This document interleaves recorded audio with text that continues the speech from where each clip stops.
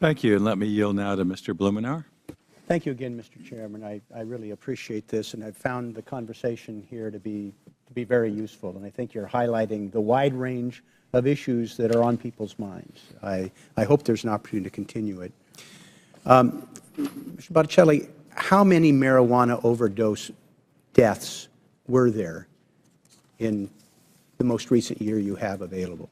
To my knowledge, I don't know if there have been instances of specific overdose-related deaths. You talked about marijuana deaths, and so I want to be clear. I'm trying to trap you. No. How many marijuana deaths have there been in the last 5 years? So if you're referring to overdoses, I am not sure of those numbers. If you're referring to fatalities, then I would like to have you supply us with how many overdose deaths there were, because I have heard from experts whose judgment I respect that they don't know of any. So that would be really important for you to provide, at least to me, if not to the committee. What is more dangerous and addictive, methamphetamines and cocaine or marijuana? So, I don't think anyone would dispute the fact that there's relative toxicity related to those drugs. But I'm afraid what's more dangerous and what is more addictive? Cocaine and meth or marijuana? Pretty simple. I think that conversation minimizes the harm. No, I'm not trying to minimize the harm. I want to know which is more dangerous and addictive. Again, I go back as as a public health person. One of the things that we look at is not what's the relative risk of one drug. Let me just say that I think that your equivocation right there, being unable to answer something clearly and definitively when there is unquestioned evidence to the contrary, is why young people don't believe the propaganda, why they think it's benign. If a professional like you cannot answer clearly that meth is more dangerous than marijuana, which every kid on the street knows, which every parent knows, if you can't answer that, maybe that's why we're failing to educate people about the dangers. I don't want kids smoking marijuana. I agree with the chairman. But if the deputy director of the Office of Drug Policy can't answer that question, how do you expect high school kids to take you seriously?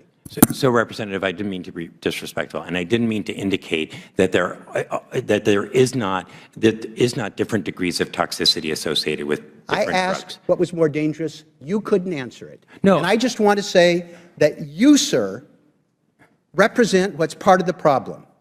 Let me go a little further. So, sorry, that's exactly not what I'm saying. What kills more people, tobacco or marijuana? There's been a fair amount of tobacco-associated deaths. My challenge, and the reason I'm hesitating about answering the questions as it relates to relative risk, is I think many times that conversation gets distorted, that there's no risk. I'm not trying to trap you. No. But this is why, Representative, I don't want to be disrespectful. Let me suggest that your inability to answer me whether tobacco or marijuana is more dangerous, again, is part of the problem. Mr. Connolly documented very clearly that we have been able to drop dramatically tobacco use. And it kills more people than marijuana, if you don't know that.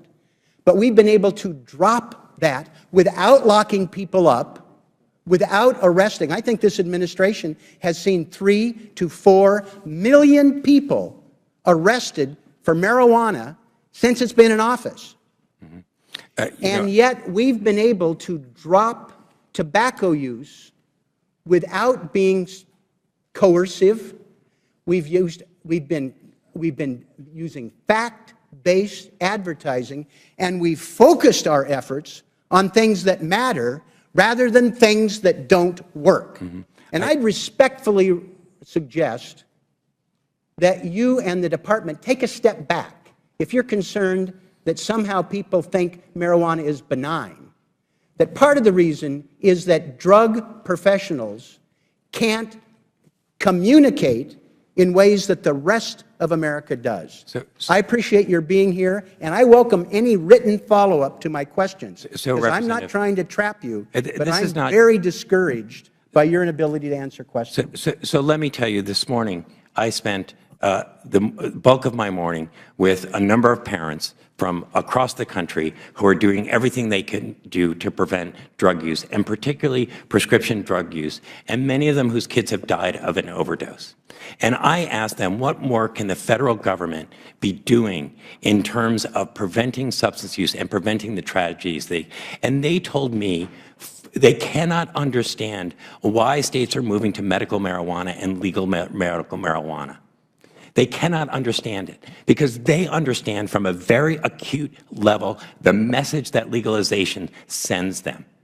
And these are, so this is not from a bureaucrat in Washington. These are from parents who struggle on a daily basis and have been devastated by addiction and their kids. And they understand in a very dramatic and real way that legalizing marijuana sends the absolute wrong message to our youth.